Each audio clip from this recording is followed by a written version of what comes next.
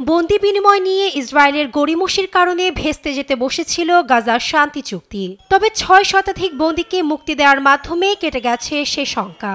বিনিময়ে গাজায় আটক ৪ ইসরায়েলির মরদেহ হস্তান্তর করেছে হামাস।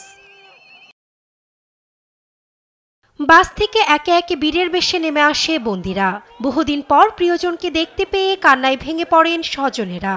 শুভেচ্ছা জানায় সাধারণ জনগণও। ওফের কারাগার থেকে কয়েকজন বন্দীকে বহনকারী প্রথম বাসটি রামাল্লায় এসে পৌঁছালে সৃষ্টি হয় এক আবেগঘন পরিবেশের। এ সময় গণমাধ্যমের সঙ্গে কথা বলেন বন্দীরা, জানান তাদের বন্দি জীবনের ভয়াবহ অভিজ্ঞতার কথা। গেল ১৬ মাস ধরে ক্লান্ত, ক্ষুধার্ত ও অনাহারে এসব বন্দীরা।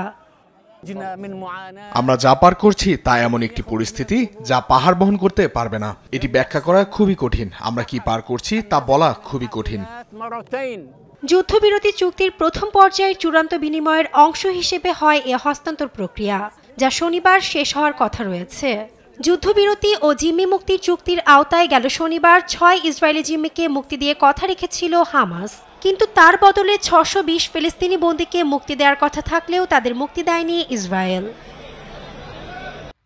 তবে মঙ্গলবার ইসরায়েলি বন্দীদের মরদেহ হস্তান্তর ও বিনিময়ে শতাধিক ফিলিস্তিনি বন্দী মুক্তি দেওয়ার ব্যাপারে একমত হওয়ার কথা জানায় হামাস।